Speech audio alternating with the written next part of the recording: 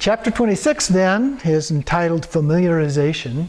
And my understanding is that in Tibetan, the word for meditation actually translates as familiarization. So that's a key part of what we're talking about here. And he says, this is Chokyi Nyima Rinpoche, who is one of the sons of Tulku Urgyen Rinpoche, who's written a number of these chapters in here. So he says, no matter what practice you do before practicing, form the attitude of renunciation toward attachment, anger, and dullness. And of course, those three are the three poisons. Sometimes we use different words for them. We may use desire, hatred, and ignorance. We may use attachment, aversion, and ignorance, or one of those. So there's different things that we're talking about there. One of the ways to do that is often done in Dzogchen practice is 9-round breathing. And so as we do the 9-round breathing, there's lots of different ways to do 9-round breathing, so we won't get into that right now. But as you do that and you breathe in basically 3 sets of 3, and you do that, that helps purify and get rid of all of those obscurations as well. So renunciation can be a form of purification as well. And usually in doing these practices, it's more likely characterized as a purification process. So that's part of why we do that at the beginning of our practice. 2 ways to clear up karma and disturbing emotions are a mundane way. He describes as don't worry, relax, take it easy. Don't worry, be happy. So that's one way, and that can be extremely helpful to do that in that way. He says don't worry means don't think so much. Take it easy means be carefree. Relax means don't fixate on anything. So if you interpret it that way, that can be very helpful. It can have a very profound meaning. But we often talk about just let be in naturalness. Well, just let go, relax into that natural state. But we have to be conscious and present in that state, clear and cognizant, although sometimes those are used interchangeably with each other. The primordially pure state, he calls it. So we're talking here about Rigpa, just letting go into the natural state of Rigpa. Our body may be human, but our mind is a Buddha. I thought that was an interesting way of thinking about this. I'm thinking again.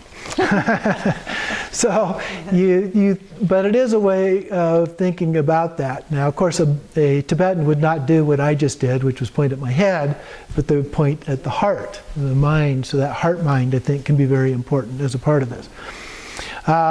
There is one special unique quality that he refers to, unlike any ordinary state of mind, and that's the experience of emptiness. Again, that's what we were just talking about, was that experience, the direct experience of emptiness. Any act of meditation is, he says, defined as conceptual. And if we think about the other paths, the path of individual liberation, altruism, tantra, all of those meditations are conceptual in nature at some level. Okay? And here we're trying to transcend that. So he talks a little bit about Maha Mudra and Dzogchen. It says that this is a means not of fabricating anything, just allowing the continuity of our natural state. Okay? So we're not trying to force anything. We're not trying. We're not trying to do anything. Just like the Master Yoda said. Okay? Do or do not. There is no try. So he says then, this is not meditation, it is familiarization. So we do it with many short, good quality experiences. There's nothing to cultivate, nothing to be done. Just we have these preconceptions that we ignore the reality of Buddha mind. So we need to let go of all of that. Our conceptual attitudes then are all absent. There's totally free of karma and disturbing emotions. So that's one of the ways of purifying all of that karma, is just to rest in emptiness. Okay? To rest in Rigpa. And it goes away. Remember, all of those obscurations are in our mind. If we start thinking too physically about the Alaya consciousness and the seeds of karma and so forth, and we make them into a reality, we're just reifying this and making it another obscuration. It's all in our mind. The key point of the training, he says, is having short moments many times, and it's a made-up, natural state. If it says be genuine, otherwise we prolong this made-up idea of the natural state, and it's not going to be helpful. It becomes simply another obscuration in itself. So we focus on Rigpa, the actual Rigpa, not our idea of Rigpa. We have to be careful about that. The Dzogchen teachings tell us to strip awareness to its naked state. And I use that word naked. It's like taking your clothes off, where your clothes are the idea of it. And so we need to get rid of that and get down to the bare essence, if you will. So it's an analogy. Doesn't mean go home and take your clothes off. I mean, if you want to do that, that's fine, but that's not what it means here. So we separate dualistic mind and Rigpa. At the same time, remember we talked before, there is only one mind. And so when we're doing this separation of the two, it doesn't create two distinct, unique minds. It's the concept of mind that we're separating. We're understanding the concept of mind differently. So this means be free of fixation, be free of conceptual attitude. So we have to let go of the concepts that we tend to label things with. So we're wide open, there's kind of a vastness, free of reference, and that's why the sky is often used, or space is often used as an analogy here. We need to identify the genuine, the authentic. This is the most important. It's utterly empty, utterly naked, not confined to anything, totally clear and cognizant, yet not fixated on anything. It just is. Again, it's just a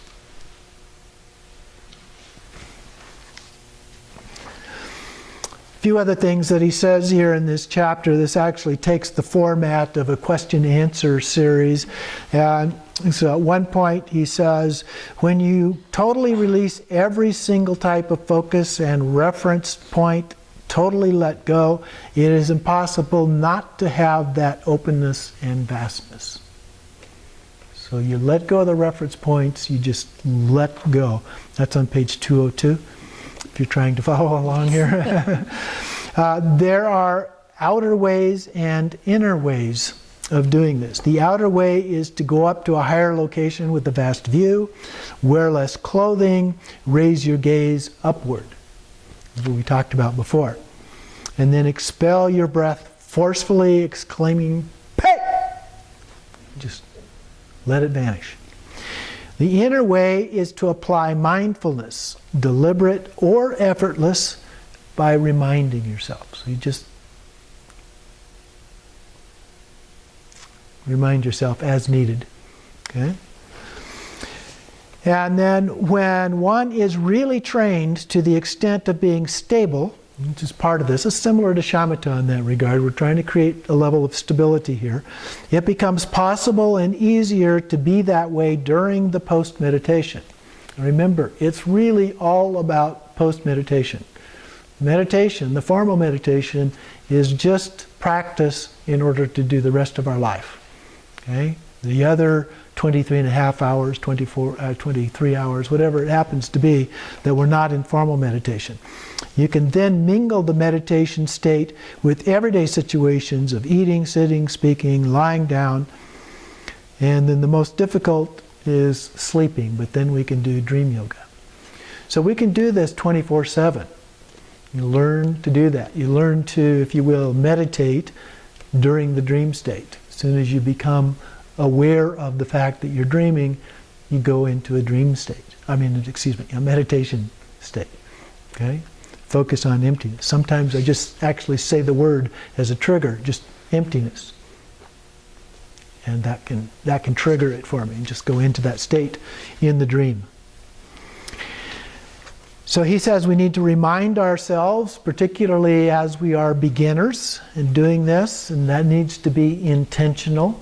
So it does take a little bit of effort to do that in the beginning, but later it becomes effortless. The more we habituate to doing that, the less effort it takes, the longer it lasts. And so that's very important. When you think, I am in the natural state for quite a while, either it is just make-believe, like pretending to oneself, or it is a complete fabrication. We really need to question whether it is the genuine natural state if it lasts for quite a while. So be careful. It's very easy to misunderstand or misinterpret these things. Be very careful. Be very honest about it. We do not need to pretend. It's much better just to allow it to be as long as it lasts. And a lot of these masters will say that it does not last that long. Thoughts pop up. So that's okay. Just don't get attached to them. Let them go. Go back into it over again, over again, over again. Many short quality meditations. We do not have to cut it short, though, because that would be artificial as well. We do not have to sit and hold it for a long time, which is also artificial. So be totally without artifice. That is how to train. So don't try to make it long. Don't try to make it short. However long it is, that's fine. If it's long, that's fine. If it's short, that's fine. As soon as you forget the natural state, remind yourself again. And deliberately or effortlessly. Over time it becomes more and more effortless. But in the beginning, it has to be more intentional. But real practitioners do not limit their practice to the meditation session. Practice while walking, sitting, eating, all kinds of activities that we're in all the time. That's the goal, is to be able to be in a state of practice all the time. Everything is meditation. Or some people reverse it and say it's all non-meditation. Okay? So either one works. So we train all the time. When we do so, real and swift progress is possible. Okay? The more you do it, the more you're going to progress. The less you do it, the less you're going to progress. It's as simple as that. You have to do it more and more. So don't try to correct or improve upon it by accepting, rejecting, or placing our mind in a certain state. Rather, train in being totally uncontrived and natural. This is how the root cause of samsara is cut through. At the very moment of recognizing mind essence, there is no karmic doing. No emotions, no delusion. We just need to get used to it. Being totally free of meditating, being totally free of holding something in the hand, that is the ultimate training.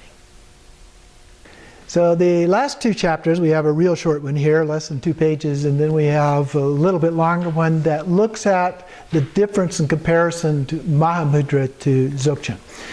Now, most teachers will say that there really is no difference between Maha Mudra and Dzogchen, although they're really focused on Trekcho aspect of Dzogchen. And between that, the Maha Mudra and the Dzogchen are essentially the same. And some even add Madhyamaka, the middle way teachings of Nagarjuna, in there as well. And so all three of these are essentially the same thing. When we talk about the view in particular, they're pretty much the same. Sometimes they're taught in slightly different ways. Sometimes in Dzogchen, it's taught in a more direct manner. Other times it's taught in this 4-stage process that is almost identical to the way Maha Mudra is taught. So there's different ways of doing it, but they both get us to the same area. But I wanted to go through these, a couple of notes on this first one in chapter 27. Tsele Nansak Rangdro, and talking about that, he says that in ultimate sense there is no difference. They're just varying approaches. Recognize the innate suchness, and then there's nothing to classify, stick into categories. Everything is simply a display of dharmata. All the key points are identical. The authentic great Kagi masters took self-cognizant mindfulness as their practice, which is identical to the primordially pure self-awareness of the Dzogchen system. Thus, despite different terminology, there is no difference in meaning. Now, the difference would be related to Togao. Togao is different, and there's nothing quite like that in Maha Mudra. In chapter 28, then, is called Correlating Maha Mudra and Dzogchen, Trulshik Adyu Rinpoche. And here he says that Maha Mudra and Dzogchen are identical in essence, so the same thing, yet has unique instructions. So they're agreeing with each other there. Dzogchen has also has the Togao instructions, which are only in Dzogchen, and Maha Mudra has something called the 9 cycles of mingling, and I'm not familiar with that, which is unique to Maha Mudra. So they each have some things that are unique to them. But the main things are the same. So the 3 aspects of stillness, occurrence, and noticing that he talks about here. The stillness has to do with memories about the present, past, and then things we think about in the future, and then the present being right now. But it's just about being in the present. He says that doesn't last long. New thoughts come up. That's the occurrence aspect. And then when attention is quiet and still, there's a knowing that this is so. So those are the 3 parts. The stillness, just sitting, resting in that stillness. And then in the present moment, and just being there. Then the occurrence, when a thought comes up. And then the knowing is recognizing that what is going on there. So this is called the noticing. So each time you notice, you kind of pull back into the quiet again and be still. So as a practice, he's saying, when you recognize and you notice that thoughts are coming up, you just pull back from that a little bit and rest in the stillness aspect. And then when occurrences are no longer and don't have a hold on our attention, it becomes easier to get back into that quietness. So again, building up that habituation just makes it easier and easier as we go through these stages. The dividing line between stillness and occurrence fades away. We recognize what it really is, and then we can begin vipassana. But then he doesn't go into vipassana here. The gap, again, he talks about a thought vanishes, and that is called stillness. A thought arises, that's the occurrence, and then one notices, and that's the increasing awareness of the gap between thoughts. So that's part of what we're doing, is becoming more aware of those gaps. At some point, once you recognize that which notices and what the awake quality is, that is the difference between shamatha and vipassana in this context. Okay, let me read that again. At some point, once you recognize that which notices and what the awake quality is, that's the difference between shamatha and vipassana. So what notices is a shamatha.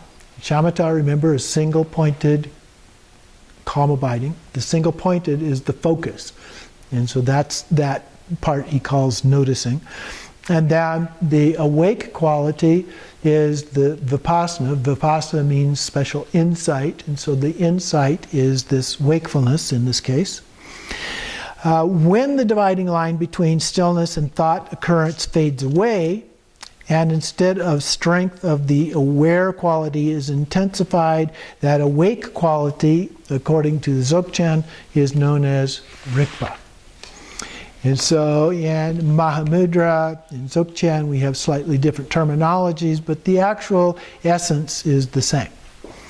In Dzogchen, we first track down the dualistic mind or normal attention, And then we discover the secret identity of the dualistic mind being hidden away, referring to the gap, and then revealing its vanishing point, which is kind of vanishing into emptiness.